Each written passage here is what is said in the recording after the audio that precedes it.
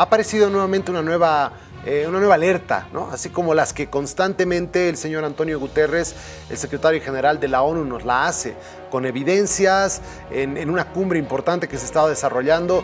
Y esto estamos viendo, ¿no? Lo que está pasando con los incendios forestales, no solamente acá en Bolivia, en Brasil, en la Amazonia en general, sino también es lo que está pasando en Canadá, en Portugal, donde se quema igual constantemente, en Siberia y demás.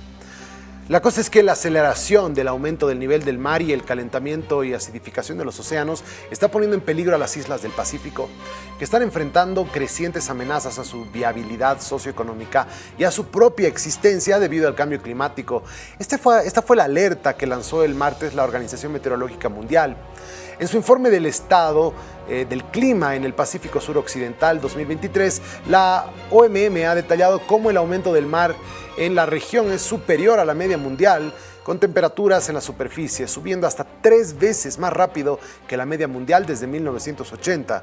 Como resultado, las olas de calor marinas han duplicado su frecuencia desde 1980 y son más intensas y duraderas. El secretario de la ONU, Antonio Guterres, presentaba en el Foro de las Islas del Pacífico que se celebró en Tonga, junto con el informe sobre el aumento del nivel del mar que fue elaborado por el equipo de acción climática de la ONU. En ese escenario, Guterres reiteró nuevamente el llamado para frenar el avance del generador de la elevación de aguas marinas, nada más y nada menos que el cambio climático. El aumento del nivel del mar es una crisis creada enteramente por la humanidad.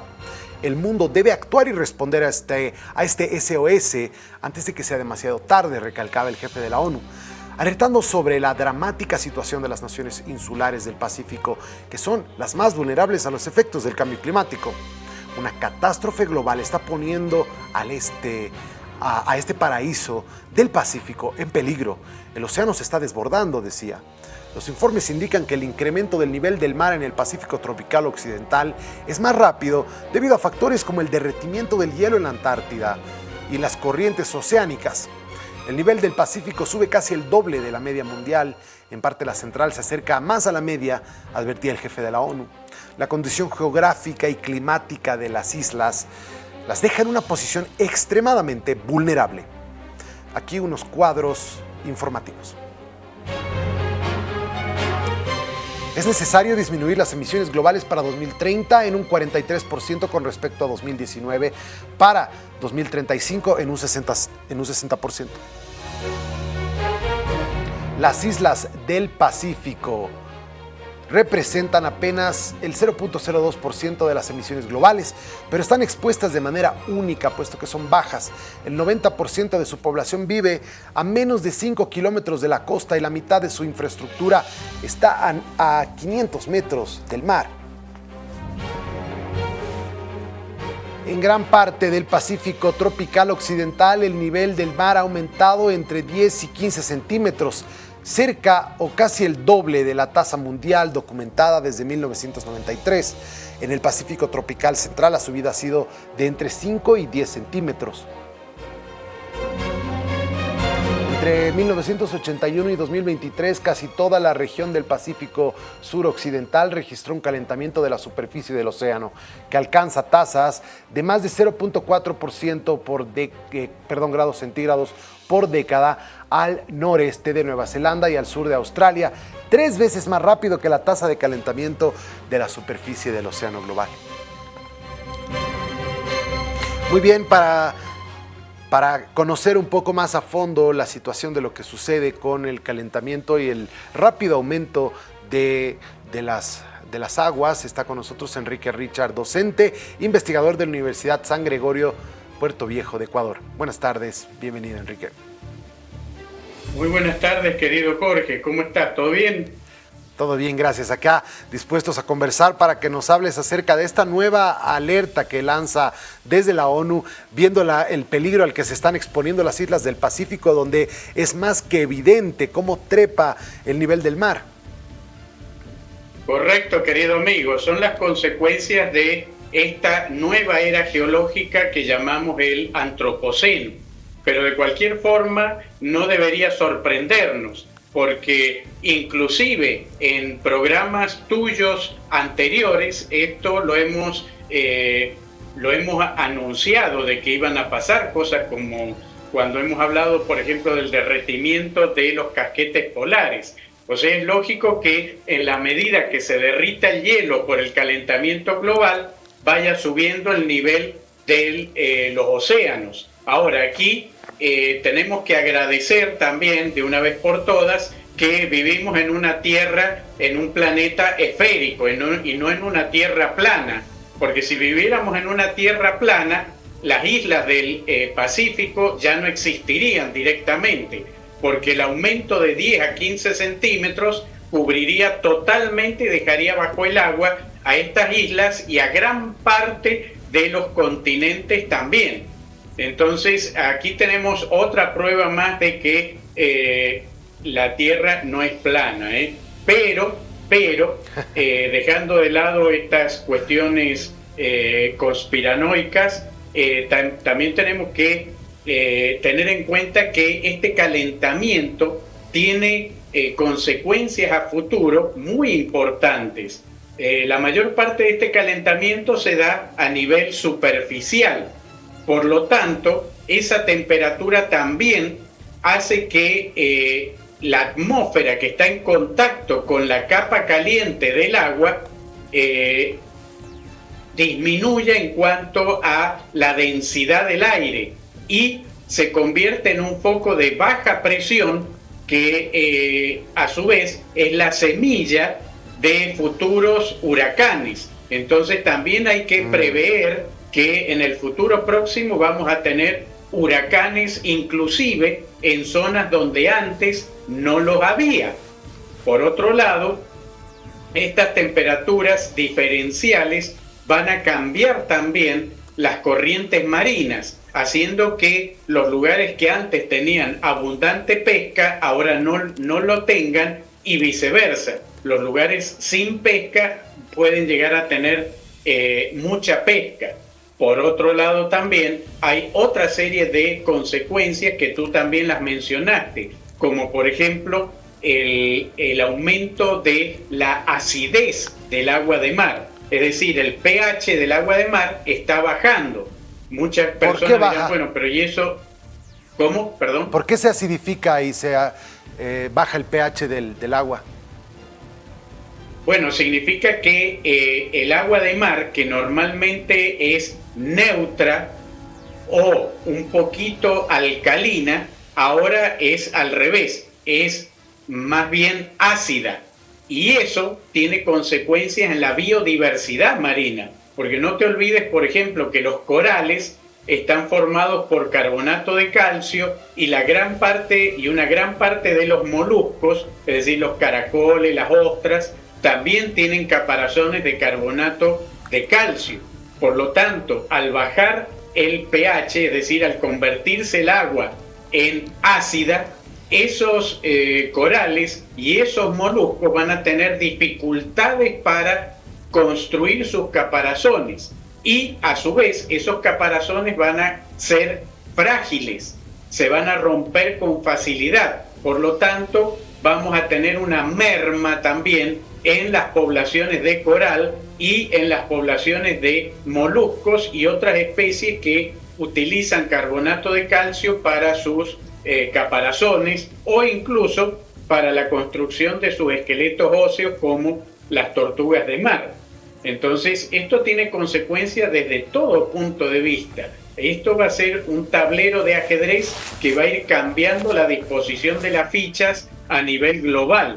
Entonces, o de una vez por todas, comenzamos a aceptar el problema del calentamiento global y hacemos algo al respecto, como disminuir las emisiones de dióxido de carbono, metano, empezar a consumir más vegetales y no tanto carne vacuna, que eso también contribuye muchísimo al calentamiento global. Mientras no tomemos estas medidas, mientras no nos concienticemos, no va a haber un cambio.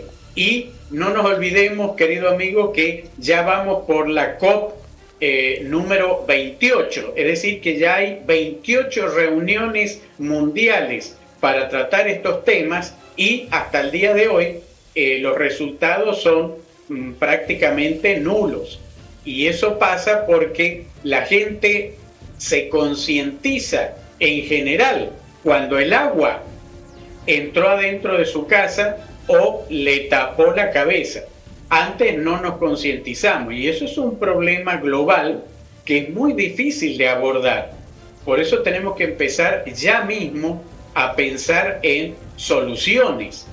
Y las soluciones, como la hemos visto anteriormente en este prestigioso programa, pasan, como siempre, por la educación. Tenemos que empezar a educar desde el jardín de infantes en esta problemática. Nuestros niños tienen que entenderla para poder ser los motores del cambio a nivel global. Mientras esto no ocurra, por más reuniones que hagamos, es muy difícil que podamos ver un cambio en el corto plazo y más bien veamos lo contrario, es decir, que la situación empeore. Ahora, estaba viendo la semana pasada lo que sucedió con la Gran Barrera de Coral en Australia y ha llamado muchísimo la atención, la preocupación, tanto así que el gobierno ahora está invirtiendo más de $100 millones para tratar de paliar este efecto de los corales que igual alguna vez habíamos hablado acá, que está todo relacionado, también afecta a la biodiversidad en los océanos. Correcto. Pero imagínate, lo que estamos haciendo ahora, como hizo el gobierno de Australia, es gastar millones y millones de dólares en paliar el daño cuando era mucho más barato invertir en educación.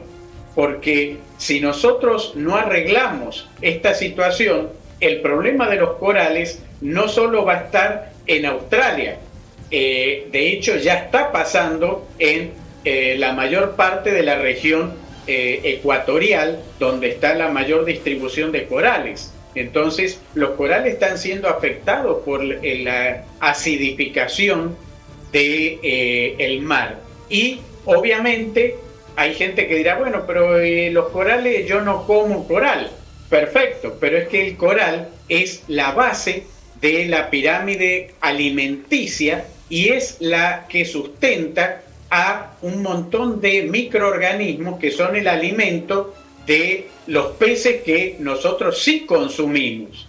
Entonces, la desaparición de los corales también va a afectar la parte nutricional. Y no nos olvidemos de otro aspecto súper importante, querido amigo, que es la salud. Porque el cambio climático también va a incidir en la salud humana. Vamos a tener cada vez más enfermedades, vamos a tener cada vez más pandemias que nos van a llevar también a gastar millones y millones de dólares que nos podríamos haber ahorrado teniendo una salud como debería ser, una salud integral, una salud prometedora, una salud que no nos lleve a estar todos los días en la farmacia, en el hospital, en las clínicas, porque tenemos el clima que deberíamos tener. Mientras más cambia el clima, más susceptibles nos volvemos a las enfermedades. Y eso es un gasto tanto para el ama de casa, para el jefe de la familia, como para un país entero. Entonces, tenemos que empezar a concientizarnos de esto, porque de otra manera,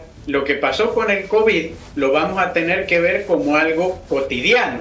Vamos a tener futuras pandemias con este tema del cambio climático. Entonces, es ahora que tenemos que dejar de deforestar, tenemos que dejar de seguir prendiéndole fuego a la Amazonía, porque eso es terrible. Lo que está pasando en la Amazonía es un delito de lesa humanidad, quemar ese patrimonio. Porque la Amazonía, no nos olvidemos, querido Jorge, que es la fuente de agua, la fuente de lluvia de toda Latinoamérica. Entonces son los árboles los productores de nubes y de lluvia. Entonces quemar eso o reemplazarlo por monocultivo es un crimen, un crimen en el cual, como en todos los crímenes, hay pocas personas que se van a enriquecer y muchas personas que van a estar condenadas a la pobreza y a la muerte. Así es. Enrique, gracias. Aunque muy doloroso, muy dolorosa la explicación de lo que está pasando. Es la realidad, los datos desde la investigación y los estudios que realizas. Así es, querido amigo, así es. Un abrazo, que estés muy bien. Hasta Ecuador el abrazo. Un abrazo grande y un cordial saludo a mi querida Bolivia. Y no nos olvidemos que nadie ama lo que no conoce. Tenemos que aprender a amar a nuestra querida Bolivia y a nuestro querido planeta. Solo así lo vamos a cuidar como se merece. Un abrazo. Un abrazo. Bien, Enrique Richard es docente investigador de la Universidad de San Gregorio en Ecuador. Bien, ahí tenían la explicación de lo que está pasando, como todo está interconectado, ¿no? La acidificación de los océanos, la subida, la elevación, la pérdida de especies, de la biodiversidad, la incapacidad de los animales de poder generar hasta sus propias conchitas, digamos, ¿no? Cómo afecta en cada espacio. Una verdadera tragedia.